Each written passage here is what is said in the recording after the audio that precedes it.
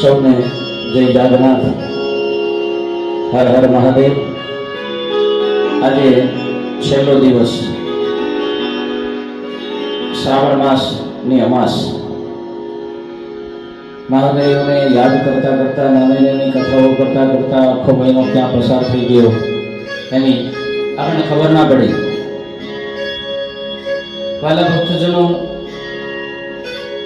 આપણે ગઈકાલે વાત કરી હતી કે શિવ મહિમા સ્તોત્રોના રચના એવા પુષ્પદંત મહારાજ કે જેની આ રચના છે એ મહિમા સ્તોત્ર આપણે આજે લેવાનું છે.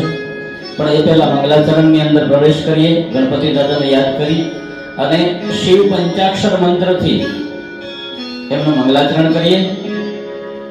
નમ શિવાય એટલે ન ઉપરથી પહેલો શ્લોક, પછી મ ઉપરથી બીજો શ્લોક, પછી શિવ ઉપરથી ત્રીજો શ્લોક, પછી વ ઉપરથી ચોથો શ્લોક અને પાંચમો શ્લોક ય ઉપરથી આ મંગલાચરણ કરીએ. ઘણા લોકો બોલતા હોય છે, પણ આ પંચાક્ષર શા માટે કહેવાય છે?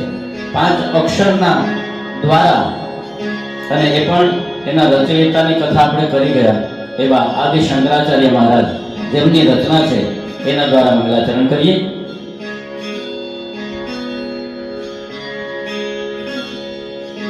વક્રતુંડ મહાકાય કોટિ સૂર્ય સમપ્રભ નિર્વિઘ્નં કુરુ મે દેવ સર્વકાર્યેષુ સર્વદા.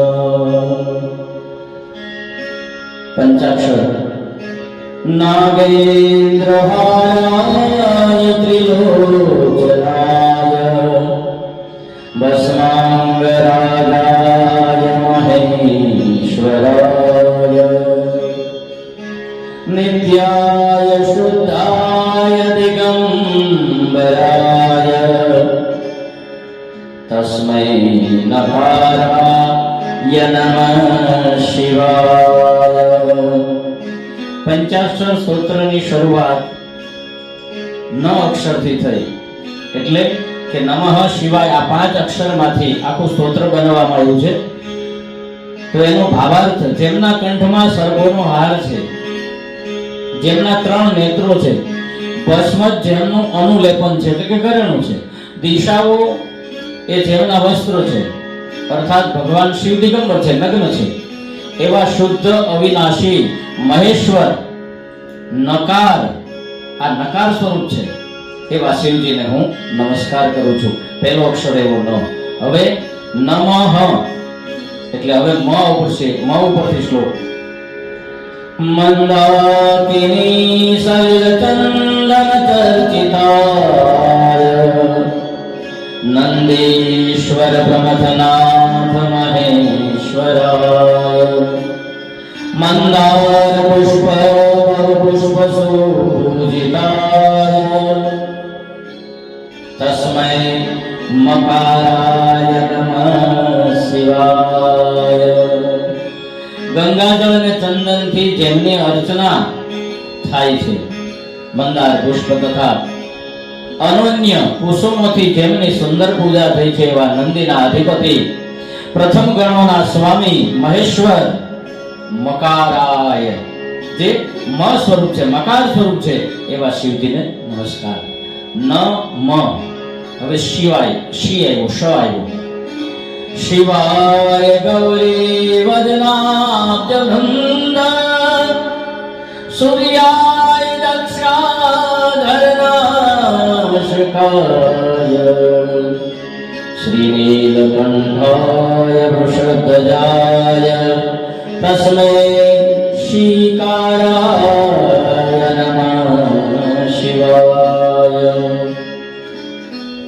જે કલ્યાણ સ્વરૂપ છે પાર્વતીજીના મુખ કમળને વિકસિત એટલે કે પ્રસન્ન કરવા માટે, જે સૂર્ય સ્વરૂપ છે, જે દક્ષના યજ્ઞને નાશ કરનાર છે, જેમની ધ્વજામાં ઋષભનું એટલે કે આખલાનું ચિહ્ન છે, એવા શોભાશાળી નીલકંઠ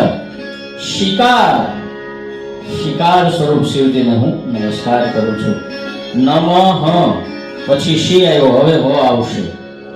વસિષ્ઠ કુંભોદ્ભવ ગૌતમાય મુનિન્દ્ર દેવાર્ચિત શેખરાય ચંદ્રાર્ક ભૈસ્વાનરલોચનાય તસ્મૈ વકારાય નમઃ શિવાય. વશિષ્ઠ, અગસ્ત્ય અને ગૌતમ આદિ શ્રેષ્ઠ મુનિઓએ તથા ઇન્દ્ર આદિ દેવતાઓએ જેમના મસ્તકની પૂજા કરી છે, ચંદ્રમા, સૂર્ય, અગ્નિ જેમના નેત્ર છે એવા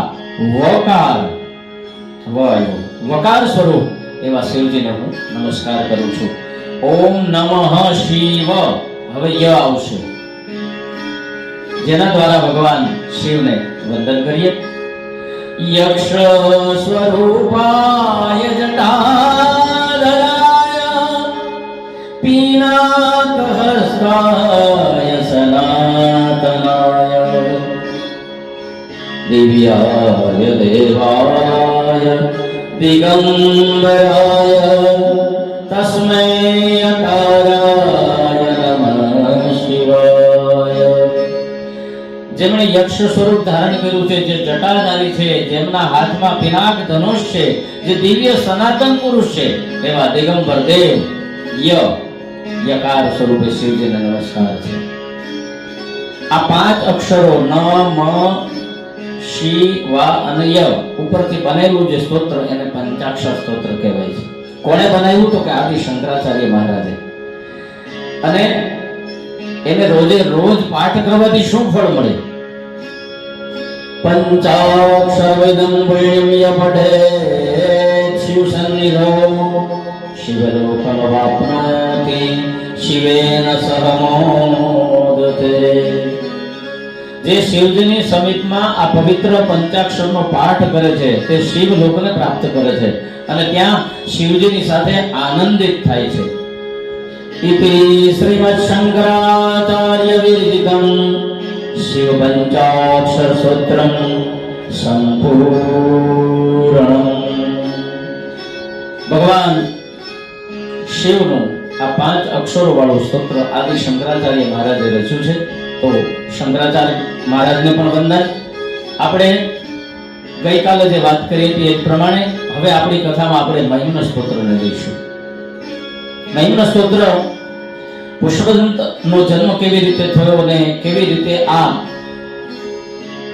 ગાંધર્વ હોવા છતાં શ્રાપિત થયો, શ્રાપિત થયા પછી એને જે રચના કરી અને એના દ્વારા શિવ પ્રગટ થયા અને પોતાનું મૂળ સ્વરૂપ પ્રાપ્ત થયું એ આપણે કથા ગઈકાલે જોઈ ગયા. હવે આપણે શિવ મહિમ્ન એની જે રચના છે એના જે દુખી થયેલા હૃદયમાંથી જે શિવના શબ્દો નીકળ્યા, વખાણ નીકળ્યા, શિવનો મહિમા નીકળ્યો એને હું તમે સાંભળીએ, અર્થ સાથે સમજીએ. અથ શિવ મહિમ્ન સ્તોત્રમ મહિમ્ન પારંદે પરમ વિદુષો યદ્યસ્રદસી સ્તુતિર બ્રહ્માદીનામપિ તદવસન્નાસ્ત્વયગિર અથાવાચ્ય સર્વ સ્વમતિ પરિણામવધિગૃણં મમાપ્યેષ સ્તોત્રે હરનિર્ભવાદ પરિકર. હે ભગવાન, તમારી મહિમા અપાર છે. મોટા વિદ્વાન માણસો પણ એનો પાર પામી શકતા નથી. જે પક્ષી પોતાની શક્તિ પ્રમાણે ઉડે છે એ રીતે બધા લોકો પોતપોતાની બુદ્ધિ અનુસાર, જેવી બુદ્ધિ જે માણસની, પોતપોતાની બુદ્ધિ અનુસાર તમારી સ્તુતિ કરે છે. જે રીતે એ તમામ સ્તુતિ કરનાર લોકો તેમનો દોષ હોવા છતાં પણ એ નિર્દોષ છે, એ રીતે મારો આ શિવ મહિમ્ન સ્તોત્ર ગાવાના પ્રયાસને પણ તમે દોષિત ન ગણશો, એને દોષ ન દેવાય. એક દ્રવ્યનું હૃદય છે એમાંથી શબ્દો નીકળે છે. પુષ્પદંત દુઃખી છે, ભગવાન શિવના નિર્માલ્યનું અપમાન કરવાથી એને પોતાના પદથી ભ્રષ્ટ થવું પડ્યું છે અને પછી એ શિવનો જ ભક્ત હતો એટલે શિવ માટે એના દ્રવિત હૃદયમાંથી જે શબ્દો નીકળ્યા એને મહિમ્ન સ્તોત્ર કહેવામાં આવ્યું. બીજો શ્લોક અતીત પંથાનમ તવ ચ મહિમા મનસયો રતદ્વ્યાવૃત્યાયન ચકિતમ વિધતે શ્રુતિરપી સકસ્ય સ્તોતવ્ય કતિવિધ ગુણાકર્ષ વિષય પદે ત્વર્વાચીને પતતિ નમનકસ્ય નવચ. તમારો મહિમા મન અને વાણીની તાકાતની બહારનો છે. શ્રુતિઓ એટલે કે ઋષિ મુનિઓ દ્વારા જે કંઈ કહેવામાં આવ્યું છે એને શ્રુતિઓ કહેવાય છે. એ પણ તમને વરણતા ખચકાટ અનુભવશે એવો મહિમા મહાદેવ તમારો છે. તો હું તો કેવી રીતે વર્ણવી શકું? તમે કેવા ગુણો ધરાવો છો યથા યોગ્ય રીતે કોણ તમને વર્ણવી શકે? કોઈ નહીં. પુષ્પદંત પોતે જ કહે છે કે તમે કેવા ગુણ ધરાવો છો એ કોઈને ખબર નથી. કોણ તમને વર્ણવી શકે? કોઈની તાકાત નથી. તેમ છતાં મન અને વાણીથી જેને ના વર્ણવી શકાય એવા તમારા સગુણ સ્વરૂપની તો ભગવાન શંકર બધા જ સ્તુતિ કરે છે, બધા જ સ્તુતિ કરે છે. બીજો શ્લોક અહીંયા પૂર્ણ થાય.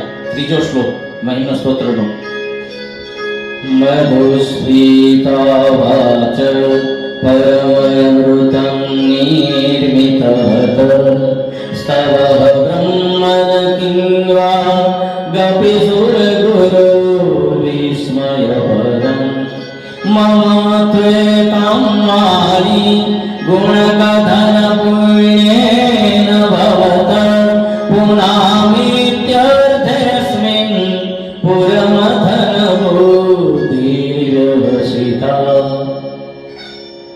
તમે તો વેદોની મધ જેવી વાણીના રચયિતા છો.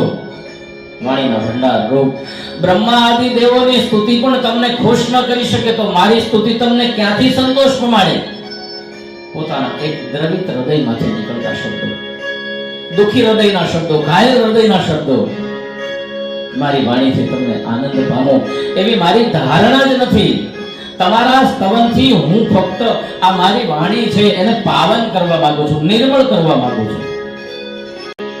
ચોથો શ્લોક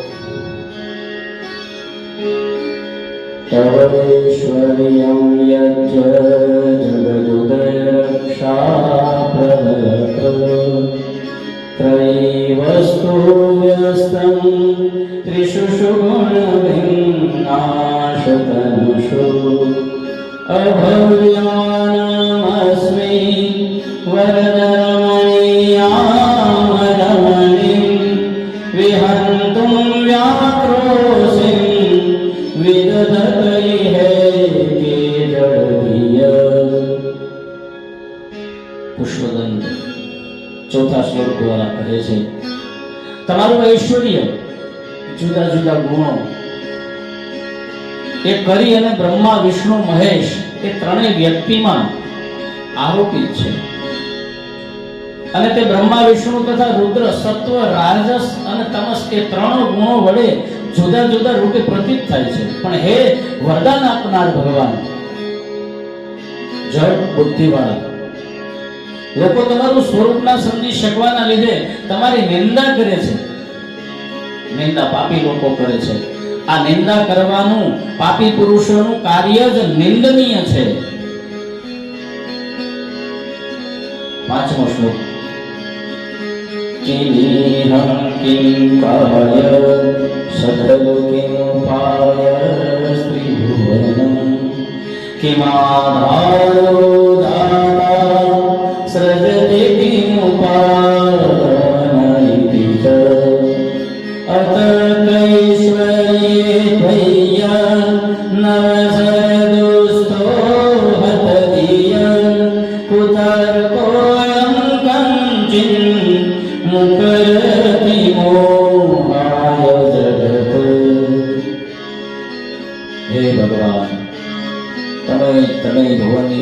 કરી છે. પણ જળ બુદ્ધિવાળા લોકો જગતને ઉત્પન્ન કરવા માટે કઈ ક્રિયા થતી હશે, તે કેવા પ્રકારની હશે, એનું કારણ શું હશે અને એનાથી શું લાભ થતો હશે, આવા કુતર્કો કરે છે. આવા કુતર્કોના લીધે જગતના લોકો ભ્રમિત થાય છે. પણ આ વિશે આવા કુતર્કો કરવા જ અયોગ્ય છે, કારણ કે આપ તો અચિંત્ય મહાત્મા વાળા છો. તમારા વિશે કોઈ જ ચિંતા કરવાની જરૂર નથી, એવું તો તમારું મહાત્મા છે. છઠ્ઠો શ્લોક. અજન્માનો લોકા કિમવયવંતોપી જગતા મતિષ્ઠાતારં કિં ભવવિદિર્નાવૃત્ય ભવતિ અનીશો વા કુર્યાન ભુવન જનને પરિકરો યતો મંદાસ્વં પ્રત્યમર સંશયતરિને. હે ભગવાન, શું આ જગત તેના નિર્માતા વગરનું હોઈ શકે? જો એનો આકાર હોય તો જે સાકાર વસ્તુ છે એનો જન્મ હોય છે. જેમ ઘોડો સાકાર છે તેથી તે ઉત્પત્તિમાન છે, તેવી જ રીતે આ જગત તમારી ઈચ્છા વિના કેવી રીતે ઉત્પન્ન થયું છે?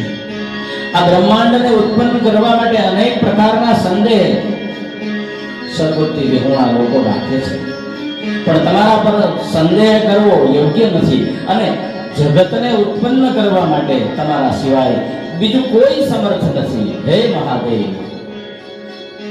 સાતમો શ્લોક. ત્રયસંખ્યમ યોગ પશુપતિમતં વૈષ્ણવમિતિ પ્રભિન્ને પ્રસ્થાને પરમિદમદપ્રત્યમિતિ ચ રુચિનાં વૈચિત્ર્યારજુટિલનાનાપતિર્ષાં નૃણામેકો ગમ્ય સ્વમસि ભયસામરણવૈવ. ત્રણ વાક્યો વડે વેદો તમારી પ્રાપ્તિનો માર્ગ બતાવે છે. સાંખ્ય યોગ્ય શાસ્ત્ર અને પશુપતિ વડે અનુક્રમે કપિલ, પતંજલિ મુનિ અને વૈશેષિક શાસ્ત્ર વડે કણાદ મુનિ તથા નારદ મુનિ જેવાઓ, નારદ પંચરાત્રના રચયિતા છે તેઓ વૈષ્ણવ માટે દ્વારા તમારી પ્રાપ્તિનો માર્ગ બતાવે છે.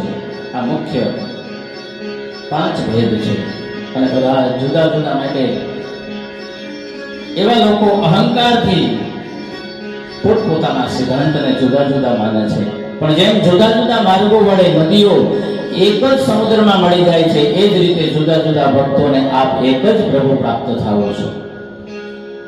ઘણા બધા વૈષ્ણવો હોય તો એ શિવને માનતા ન હોય, એટલે કપડા સીવડાવવા જાય એમાં શિવનું નામ આવે એટલે શું કે કપડા ઘડાવા નાખ્યા છે. ક્યાંય શિવ શબ્દ પોતાના મુખેથી ઉચ્ચારણ થવો ન જોઈએ, આવી રીતે પરમ વૈષ્ણવ કહેવડાવે. પણ વાલા ભક્તજનો, કોઈની નિંદા, કોઈનો ખેર આપણે નથી કરતા. જે આવી રીતે વર્તન કરે છે એની વાત છે કે વિષ્ણુ જે વૈષ્ણવ છો તો વિષ્ણુ છે એમને જ્યારે ઝેર નીકળ્યું ત્યારે જરૂર કોની પડી? તો કે શિવની. સુદર્શન ચક્ર જોતું હતું તો જરૂર કોની પડી? શિવની. શિવ વગર દુનિયામાં કોઈ નહીં, ક્યાંય પણ ચાલતું નથી. આ શ્વાસોશ્વાસ જે લઈએ છીએ ને એમાં પણ એ શિવ છે તો જ એ શ્વાસ હું તમે લઈ શકીએ, બાકી બીજા કોઈની તાકાત નથી. બધું શિવમાંથી ઉત્પન્ન થાય, શિવમાં પાછું વિલીન થાય. 8મો શ્લોક. મહોક્ષકટમંગમ પરશુરજિનં વસ્મભણિનં કપાલં ચેતીય તવ વરદતંત્રોપકરણં સુરસ્તમ તમ વૃદ્ધિમ દદતિ તુ ભવદ્ભ્રુ પ્રણહિતાં નહિ સ્વાત્મારામ વિષય મૃગતૃષ્ણા ભ્રમયતિ. હે વરદાન આપનાર પ્રભુ, નંદી રૂપી મહાન બળદ, હાથ ટેકવવા માટેનું લાકડું, એક કુહાડી, વાઘની ચામડી, માનવ ખોપરી અને બીજી આવી જ વસ્તુઓ છે તમારી પાસે. છતાં પણ તમારા આશીર્વાદથી જ બધા લોકો અતિ વૈભવને પામે છે. પણ આ વૈભવ મૃગ તૃષ્ણા. ઉનાળામાં આપણે રોડ પર જતા હોય, બાય રોડ કાર લઈને, અને આગળ તમને એમ લાગે કે રોડ નથી પણ ત્યાં કોઈ જળાશય છે મોટું પાણી ભરેલું, ત્યાં પહોંચીએ તો ત્યાં રોડ જ હોય. આને મૃગજળ કહેવાય. અહીંયા પણ પુષ્પદંત એ સમજાવે છે કે આ વૈભવ મૃગ તૃષ્ણા જેવું, જે દેખાય છે પણ હોતું નથી. આ વૈભવ એવો છે જે કેવળ ભ્રમિત કરે છે મને તમને. તે આત્માથી જ પ્રસન્ન એવા યોગી, એટલે કે તમે બ્રહ્મનિષ્ઠાના લીધે ભ્રમિત થઈ શકતા નથી. હે મહાદેવ. 9મો શ્લોક. ધ્રુવં કશ્ચિત સર્વ સકલમ પરસ્ત્વધ્રુવમિદં પરો ધ્રુવ્યા ધ્રુવે જગતિ ગગતે વ્યસ્ત વિષયે સમસ્તેપ્યેતસ્મિन् પુરમ ધનતૈર્વિસ્મિતૈવ સ્તુવન્જીહ મે વિદ્વા ન ખલુ નनु દ્રષ્ટા કરતા. હે પૂર્વમથન, કેટલાક સાંખ્ય અને પાતંજલ માટે આ લોકો આ જગતને શાશ્વત અને નાશવંત માને છે. બીજા મતવાળા નાસ્તિકો આ જગતને નિત્યાનિત્ય માને છે. આ રીતે આ ભિન્ન ભિન્ન મતવાદી લોકો આ જગતને ભિન્ન ભિન્ન પ્રકારના માને છે. પણ આ ભિન્ન ભિન્ન મતવાળા લોકો તમારા સ્વરૂપને જાણતા નથી, એમ હું પણ તમારા સ્વરૂપને જાણતો નથી. છતાંય મારી હાંસી થશે, કેમ કે હે મહાદેવ, હું તો અજ્ઞાન છું, તમારાથી શાપિત થયેલો છું. છતાં એવો ભય ત્યજીને હું તમારી પ્રાર્થના મારા આ ગવાયેલા હૃદયથી કરું છું, મારા શબ્દોથી કરું છું. 10મો શ્લોક. તવૈશ્વર્યં યજ્ઞા વ્યદુપરિવિરિંચ હરિહદ પરીક્ષन्तु યાગા વનરમનલ સ્કંદવપુષ તતો ભક્તિ શ્રદ્ધા ભરગુરુ ગુણભ્યામ ગિરિશય સ્વયં તસ્તેતાભ્યામ તવ કિમનુભૂતિર્ન ભવતિ. તમારા ઐશ્વર્યનો તાજ મેળવવા માટે બ્રહ્મા દેવ આકાશ તરફ અને વિષ્ણુ પાતાળમાં ગયા, પરંતુ કોઈને પણ તમારી લીલા છે એ પ્રાપ્ત ન થઈ, કોઈને અંત પ્રાપ્ત ન થયો. કારણ કે આપ તો વાયુ અને અગ્નિ છો. બ્રહ્મા દેવ માત્ર બ્રહ્માંડના અને વિષ્ણુ માત્ર જળના નિવાસી છે, એટલે આપણું ઐશ્વર્ય જાણવાને કોઈ સમર્થ નથી. મહાદેવ અને એ બ્રહ્મા અને વિષ્ણુના અંતરમાં તો આપ સ્વયં પ્રાગટ્ય છે. તેથી બ્રહ્મા અને વિષ્ણુ શ્રદ્ધાથી તમારી સ્તુતિ કરે છે, અને તમારી સેવાથી ફળની પ્રાપ્તિ ન થાય એ મૂર્ખતા છે. કેમ કે તમારી ભક્તિનો સાક્ષાત પરંપરાગત ફળ આપનારી છે. મહાદેવની ભક્તિ કરો તમને ફળ મળે નહીં, એ શક્ય છે જ નહીં. તમે એની ભક્તિ કરો, ભાવથી કરો, શ્રદ્ધાથી કરો, તમને 100% ફળ મળે. આ પુષ્પદંત કહી રહ્યા છે. 11મો શ્લોક. અયજ્ઞાવાપાદ્ય ત્રિભુવન વૈરવતિકરં દશાશો યદ્બાહું મૃતર્ણગંડોપરવશા શિરઃ પાદ્મા શ્રેણી રતિતરણાંબોરુહવરે સ્થિરાયા સ્વદ્ભક્તે ત્રિપુરહરવે. હે ત્રિપુર વિનાશક, 10 ભુજાઓ વાળા એ રાવણ ત્રણેય લોકોને જીત્યા પછી પણ સદા યુદ્ધ માટે તત્પર રહેતો હતો. આ રાવણનું એવું પરાક્રમ તમારી સ્થિર ભક્તિ કરવાના લીધે જ શક્ય છે. આ રાવણને બળ ક્યાંથી મળ્યું? એ મહાદેવ આ તમારા આશીર્વાદ છે. એ ભક્તિ એવું છે કે જેમાં રાવણને પોતાના 10 મસ્તક તમારા ચરણમાં એક પછી એક કાપીને કમળ પૂજા બલિદાન સ્વરૂપે આપ્યા હતા. ખાસ કરીને તમારું પૂજન સકળ વસ્તુની અધિકતાથી પ્રાપ્ત થવાના હેતુ રૂપ છે. 12મો શ્લોક. સેવા સમવિગત સારમ ભુજવનમ બલાત કૈલાસેપી ત્વદ દિવસદો વિક્રમયત અલભ્યા પાતાલે પ્યલસચલિતાંગૃષ્ણ શિરસી પ્રતિષ્ઠા કૈયાસે દ્રોમ પચિતો યતિ ખલ. પણ તમારી જ ભક્તિથી આ પરાક્રમી બનેલા રાવણે જ્યારે તેની ભુજાઓનું પરાક્રમ તમારા ઘર કૈલાસ પર પ્રસરાવ્યું ત્યારે તમે અનાયાસે જ તમારો અંગૂઠો રાવણના મસ્તક ઉપર મૂક્યો અને એ ભાર સહન ન થવાથી રાવણથી પાતાળમાં રહેવાયો નહીં. આવી રીતે પારકા ઐશ્વર્યને પામેલા દુષ્ટજનો મોત પામે છે અને એમને મહાપુરુષોની કૃપા પણ ફળદાયી થતી નથી. 13મો શ્લોક. યદધિ સૂત્રાણો વરદ પરમો ચૈરપી સતી મદશ્ચક્રે બાણ પરિજન વિધેય ત્રિભુવન નતશ્ચિત્રં તસ્મિન વૈવસિતરે ત્વચરણયોર નગસ્યાપ્યુન્નૈત્યે ભવતિ શિરસસ્ત્વય્યવનતિ. હે વરદાતા, એમાં શું આશ્ચર્ય હોય જ્યારે તમારા જ ચરણોની પૂજા કરનારો બાણાસુર ત્રણેય ભુવને પોતાના બનાવે છે, ત્રણેય ભુવનને પોતે દાસ બનાવે અને ઇન્દ્રથી પણ અધિક સમૃદ્ધિને પામે છે. જે આપને વંદે છે એને મનવાંછિત ફળની અવશ્ય પ્રાપ્તિ થાય છે અને આપ એને પ્રત્યક્ષ થાવ છો. 14મો શ્લોક.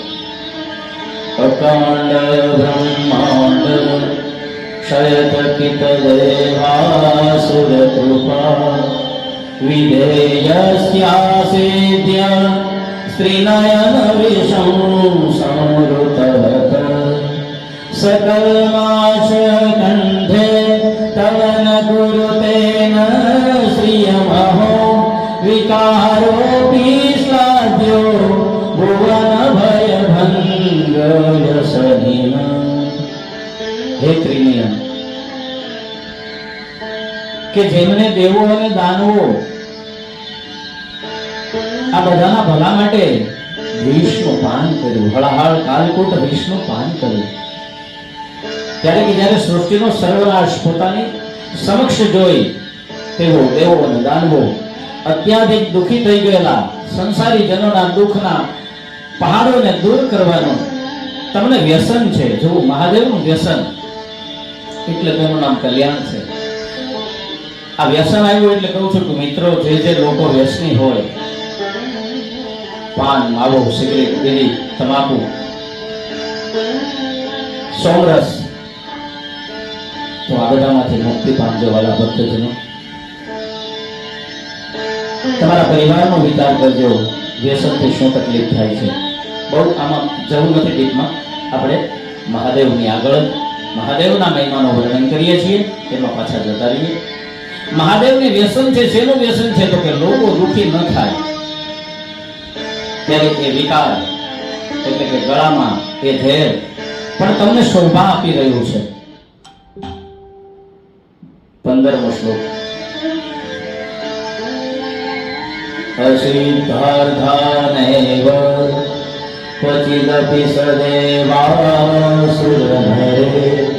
નિવર્તન્તે નિત્યં जगति जयनो यस्य विशिखा सपश्यामि शत्वामितरसुरसाधारणमभूत् स्मर स्मर्तव्यात्मा न दिवसे सुपथ्य परिभव।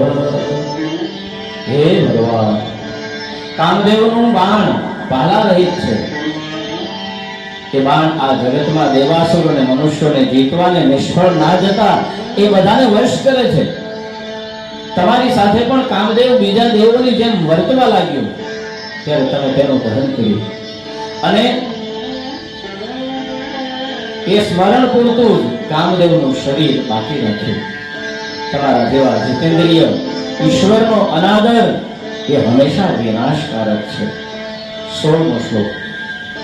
મહીપાદાધાતા દ્રવજતિ સહસા સંશય પદમ પદમ વિષ્ણુર્બ્રહ્મ્ય ભુજ પરિકરુગ્નાગ્રહગણમ મુહૂર્તો સંયમ યાત્ય નિવૃત જટાતારે તતટા જગદ્રક્ષાય ત્વં નટસી નનુવામેવ વિભૂતા.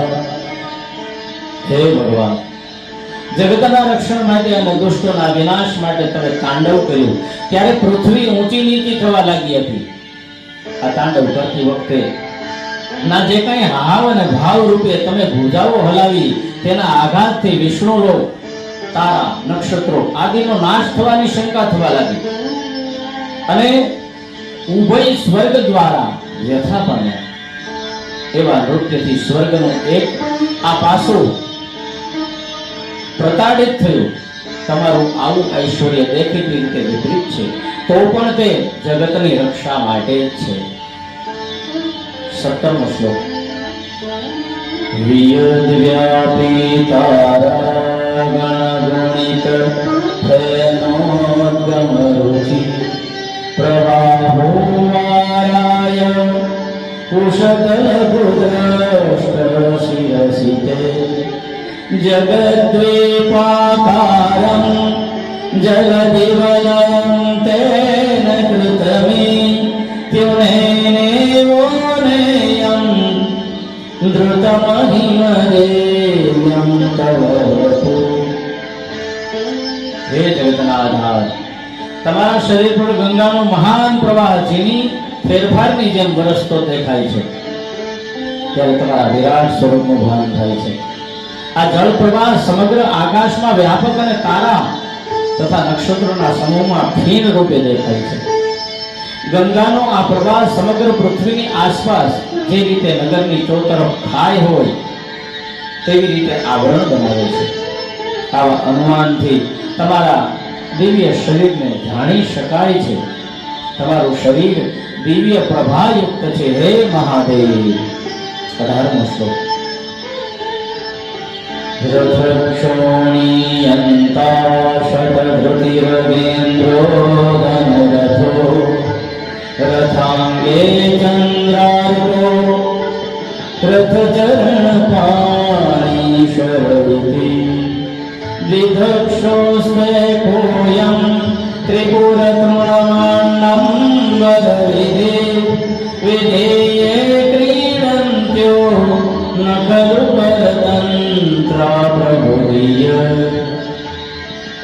હે દેવ, જ્યારે ત્રણેય ભુવનનું હું દહન કરવાની તમને ઈચ્છા થઈ ત્યારે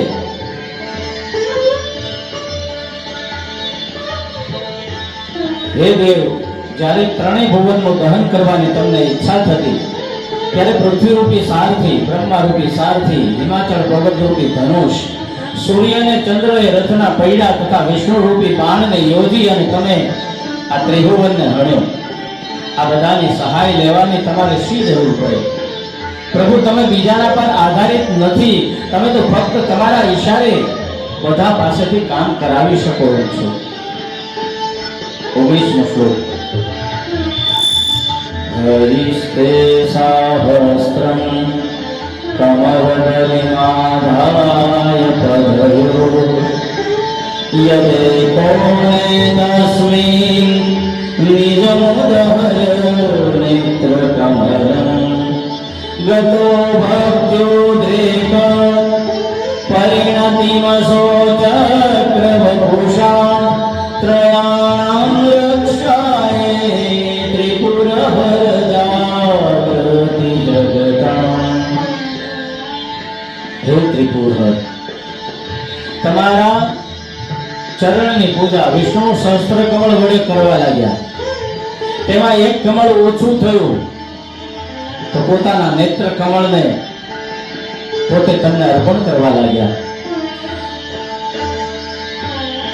પોતાના શરીરના અવયવને હે મહાદેવ તમને અર્પણ કરતા હતા. આવી દ્રઢ ભક્તિના લીધે ત્રણેય લોકોનું રક્ષણ કરવાની શક્તિ એવા ભગવાન વિષ્ણુનો તમે સુદર્શન ચક્ર આપી અને આપી હતી.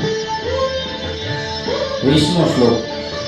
કૃતો સુતે જાગ્ર ત્વમસી ફલયોગે ક્રતુમતાં કવ કર્મ વ્રતવસ્તં ફલતિ પુરુષારાધનમૃતે અતસ્વાં સંપ્રેક્ષ્ય कृतशुभलदाना प्रतिभुवं श्रुतो श्रद्धं मध्वा दृढपरिकरा कर्म सुजनम्। हे त्रिलोकना स्वामी,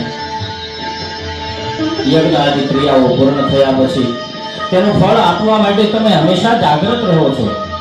પછી ભલે જ્યાં યજ્ઞ થયો હોય એનાથી જુદા દેશમાં તમે હો કે જુદા ભાવમાં તમે હો કે કોઈ પણ જગ્યાએ હો, ચેતન રૂપ ઈશ્વરની આરાધનાથી અને તેને પ્રસન્ન કર્યાથી યજ્ઞના બધા ફળ મળે છે. આ વાતને આધારભૂત માની લોકો શ્રુતિ શાસ્ત્રમાં શ્રદ્ધા રાખી અને યજ્ઞાદિ કાર્યનો આરંભ કરે છે. 21મો શ્લોક. ક્રિયાદક્ષો દક્ષ ક્રતુપતિરધીશસ્તનુભૃતા ઋષીણાં માર્તેજં શરણદશદસ્યાસુરગણા ક્રતુભ્રેષસ્તત્વ ક્રતુફલવિધાનવ્યસનિનો ધ્રુવં કર્તો શ્રદ્ધા વિદુરમવિચારાય હિમતા. હે શરણે આવનારને રક્ષણ આપનાર, જ્યારે દક્ષ રાજા જે યજ્ઞાદિ કાર્યો કરવામાં કુશળ એ પોતે યજ્ઞ કરવા બેઠા હતા ત્યારે ત્રિકાળદર્શી ભૃગુ વગેરે ઋષિઓ યજ્ઞ કરાવતા હતા અને બ્રહ્માદિ દેવો પ્રેક્ષકો તરીકે બેઠા હતા. આટલા ઉત્તમ સાધન સામગ્રી હોવા છતાં યજ્ઞ કરતા દક્ષે ફળની ઈચ્છા કરી હોવાથી તમે યજ્ઞને ફળ રહિત કરી દીધો અને એ યોગ્ય જ હતું, કારણ કે એમાં તમારી હાજરી નહોતી. યજ્ઞાદિ ક્રિયાઓમાં નિષ્કામપણે ના કરીએ અને તમારા ઉપર શ્રદ્ધા રાખ્યા વિના યજ્ઞ કરીએ તો એ યજ્ઞ કરતા માટે વિનાશ રૂપી નીવડે છે. હે મહાદેવ, પુષ્પદંતનું ઘાયલ હૃદય છે, એમાંથી આવા શબ્દો નીકળે છે. મહાદેવને રાજી કરવા માટેના શબ્દો નીકળે છે. 22મો શ્લોક. પ્રજાનાથં નાથ પ્રસવમવિકં સ્વાદુહિતરં ગતં રોહિતભૂતાં હૃદમયશ્વસ્ય વપુષા ધનુષ્પાણિર્યાતં દેવમપि સપત્રાકૃતમનો ત્રસન્तं તે વ્યાપે ત્યજતિ ન મૃગૌ યાદરભસ. હે પ્રજાનાથ ઈશ્વર, પોતાની જ દુહિતા પિતા પુત્રી એ સરસ્વતીનો લાવણ્ય જોઈને કામવશ થવાથી બ્રહ્મા તેની પાછળ દોડ્યા, એટલે સરસ્વતીએ મૃગલીનું રૂપ લીધું. ત્યારે બ્રહ્માએ આ મૃગશીર્ષ નક્ષત્ર જે કહેવાય છે એ મૃગનું રૂપ લઈ અને તેની સાથે ક્રીડા કરવાની હઠ લીધી. એવામાં આપે જોયું કે આ અધર્મ થાય છે, માટે તેને યોગ્ય દંડ દેવો જોઈએ. એટલે આપે વ્યાઘ્ય નક્ષત્ર રૂપી શરને તેની પાછળ મૂક્યું અને આજ સુધી પણ એ બાણ રૂપી નક્ષત્ર કામી પ્રજાપતિ આ બ્રહ્માદેવની એટલે કે બ્રહ્માજીની પૂંછ છોડતું નથી, બ્રહ્માજીનો પીછો છોડતું નથી. 23મો શ્લોક. સ્વલાવણ્યા સંસાર ધૃતધનુષમહનાય પ્રભવ પુરં પુષ્ટં દશ્વા પુરમધનપુષ્પાયુધમપી યદિ શ્રેણં દેવી યમનિરતદેહાર્ધઘટના દમયતે ત્વામત્વા બતવરદમોધાયુવદય. હે ત્રિપુરારી વરદાતા, દક્ષ કન્યા સતીએ પોતાના પિતાને ત્યાં પોતાનું અને પોતાના પતિનું અપમાન થવાથી યજ્ઞમાં ઝંપલાવી યજ્ઞ ભ્રષ્ટ કર્યો હતો. ત્યાર પછી તે જ પતિને પામવા બીજા જન્મે પર્વતની પુત્રી પાર્વતી થયા. પાર્વતીએ દિલ્હીનો વેશ ધારણ કર્યો અને મહાદેવજી જ્યાં તમે તપ કરતા હતા ત્યાં તમને મોહ પમાડવાના અનેક પ્રયાસો કર્યા, પણ તે બધા વ્યર્થ નીવડ્યા. દેવોએ ધાર્યું કે યજ્ઞ વખત એ થયેલા અપમાનથી ક્રોધાયમાન થયેલા મહાદેવજીનો ઉગ્રતાપ હવે આપણાથી સહન નહીં થઈ શકે. એટલે તાપને દૂર કરવા પાર્વતીની સાથે મહાદેવ કામવશ થઈને પરણે એવા હેતુથી દેવોએ કામદેવને મોકલી આપ્યો હતો. કામદેવના પ્રભાવથી એકાએક બ્રહ્મજ્ઞાની પ્રભુ તમે બ્રહ્મમય જગતને નારીમય જોવા લાગ્યા હતા. પરંતુ મહાદેવે તરત ત્રીજું નેત્ર ખોલી અને પાર્વતીની સાથે કામદેવને પણ ભસ્મ કરી નાખ્યો. છતાં પણ પાર્વતીને માત્ર વિરહના દુઃખથી ઉગારવા માટે તમે તેને અર્ધાંગનાનું પદ આપ્યું હતું. આ કાર્ય જેવો મૂર્ખ છે તે જ સ્ત્રી આ આસક્તિ વાળું ગણે છે.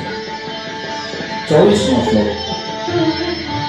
સ્મશાને શ્વાતીરા સ્મરહર પિશાચા સહચરા ચિતા ભસ્માલેપ સ્રગપિનુકુરોપી પરિકર અમંગલ્યં શીલં તવ ભવતુ નામેવ યખિલં તથાપી સ્મરતુર્ણાં વરદ પરમં મંગલમસી.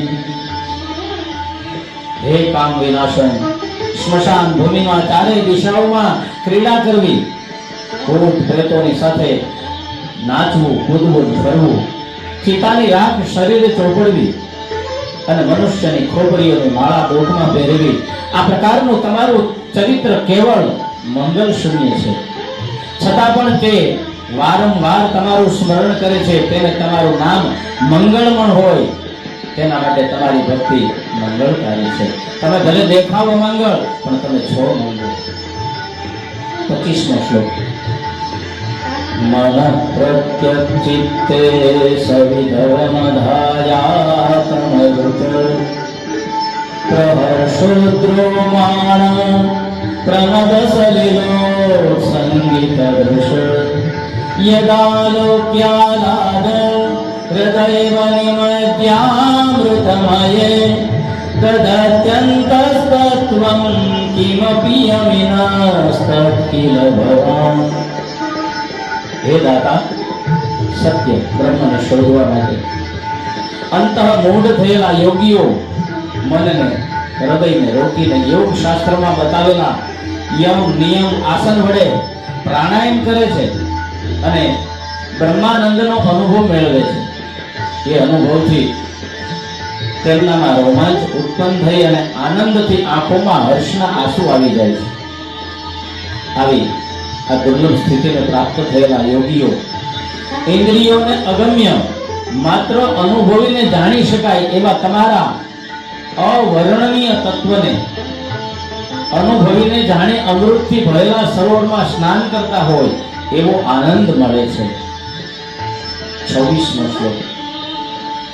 ત્વમર્કસ્ત્વં સોમસ્ત્વં મસી પવનસ્ત્વં ભૂતવઃ સ્વમાપસ્ત્વં વ્યોમા ત્વમુદરણીરાત્મા ત્વમિતિ ચ પરિચ્છન્નામેવ ત્વયि પરિણતા બિભ્રતુગિરં ન વેદ્નસ્તત્ત્વં વયમિહ તુયત્વં ન ભવસી.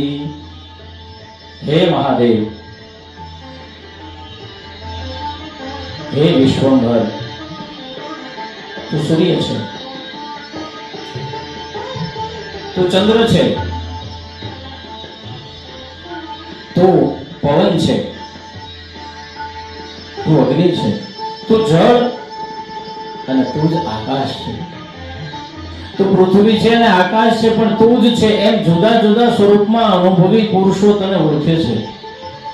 પરંતુ હે પ્રભુ, આ બધાના રહસ્યો રૂપે તું આખા બ્રહ્માંડમાં વ્યાપ્ત છે અને એવી કોઈ વસ્તુ નથી કે જેમાં તું નથી. મેં કીધું ને, જ્યાં શિવ નથી ત્યાં કંઈ નથી, એટલે કે બધું નાશ છે. કંઈક અસ્તિત્વ છે તો શિવ છે એટલે અસ્તિત્વ છે. 27મો શ્લોક. ત્રયિતિસ્ત્રોવૃત્તિ સ્ત્રીભુવનમથો ત્રીનપી સુરા નકારાદૈવર્ણો સ્ત્રીભિરભિત્તીર્ણ વિકૃતિ તુરીયં તે ધામ દ્વંદ્વિર્મન્નાનમણુભિ સમસ્तं યસ્तं ત્વાં શરણદગુણાત્યોમિતિ પદમ.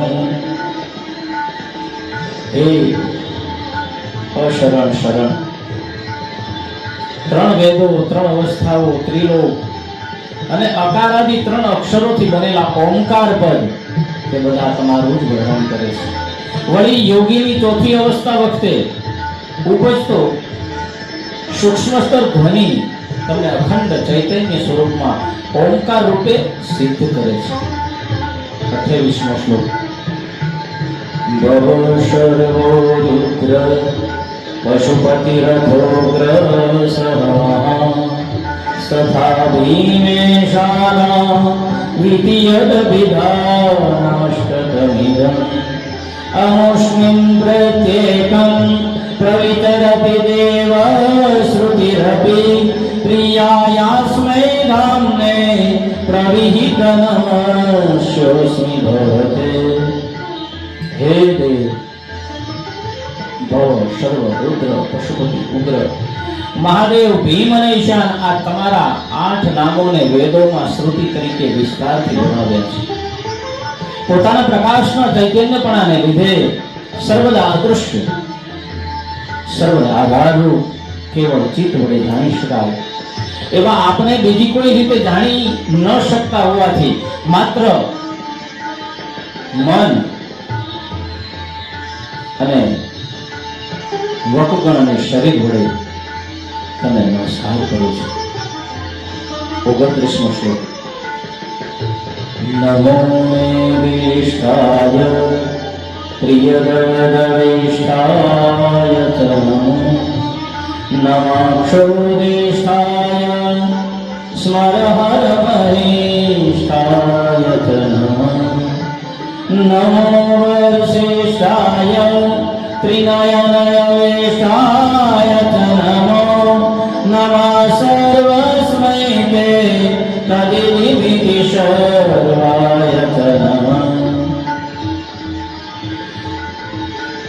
નિર્જન વન વિહારની સ્પૃહા રાખનાર ભક્તોની ખૂબ સમીપ તેમજ અધર્મીઓથી દૂર વસેલા હું તમને વંદન કરું છું. હે કામદેવ વિનાશક, અણુથી પણ સૂક્ષ્મ અને સર્વથી મહાન, તમને હું નમન કરું છું. હે ત્રિનયનોને ધારણ કરનાર, વૃદ્ધ અને યુવા સ્વરૂપે પ્રગટતા, એકબીજાની અતિ વિરુદ્ધ સ્થિતિમાં રહેનાર સર્વરૂપી ભગવાન હે શિવ, હું તમને વંદન કરું છું. એટલે આ માતા રૂપ દ્રશ્ય રૂપ છે અને પેલું અદૃશ્ય રૂપ છે. એવો ભેદ ના પાડી શકવાથી અભેદ રૂપે એક સ્વરૂપાત્મક એવા તમને હું વંદું છું, કારણ કે આખું જગત તમારા મય છે. 30મો શ્લોક. બહરજસે વિશ્વોત્પત્યો ભવાય નમો નમઃ પ્રબલતમસે તત્સહાય નમો નમઃ જનસકૃતે સત્વોદ્રિયતો મૃડાય નમો નમઃ પ્રમહસि ભદય નૈસ્ત્રગુણૈ શિવાય નમો નમઃ.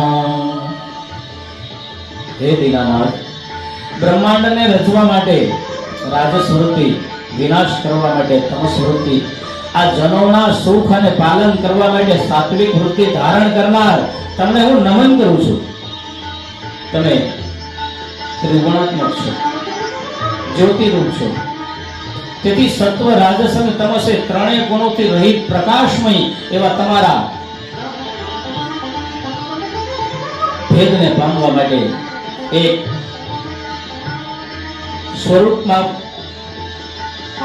સ્વરૂપાત્મક શિવ એવા તમને હું વારંવાર વંદન કરું છું. 31મો શ્લોક. કુશપર્ણી ચેત. 31મો શ્લોક. કુશપર્ણીણતિ ચેત ક્લેશવંશં કવં ચેદં કવચતવ ગુણસિમોર્લંઘિની શશ્વદદ્દે ઇતિ ચકિતમમંદીકૃત્ય માં ભક્તિરાધા દ્વર્દચરણયોસ્તે વાક્યપુષ્પોપહારં. હે કલ્પતરુની જેમ કામનાઓને પૂર્ણ કરનાર, અમારા અલ્પ વિષયક અજ્ઞાન, રાગ, દ્વેષાદી દોષોથી મલિન ચિત્ત કદાચ તમારા ત્રિગુણ રહિત યથાર્થ ગુણગાન કરી શકે એટલું શાશ્વત ઐશ્વર્ય ના ધરાવે.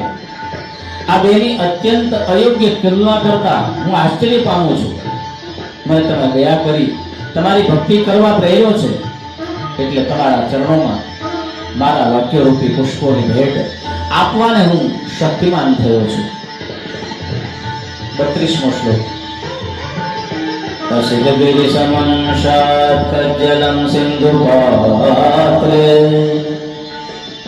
સુરતર વર્ષાકાલે કની પત્ર મુરળે લિખિત યદ ગ્રહિત્વા શારદા સર્વકાલં તદપિત ગુણાનામ ઈશ પારન્નયાતિ.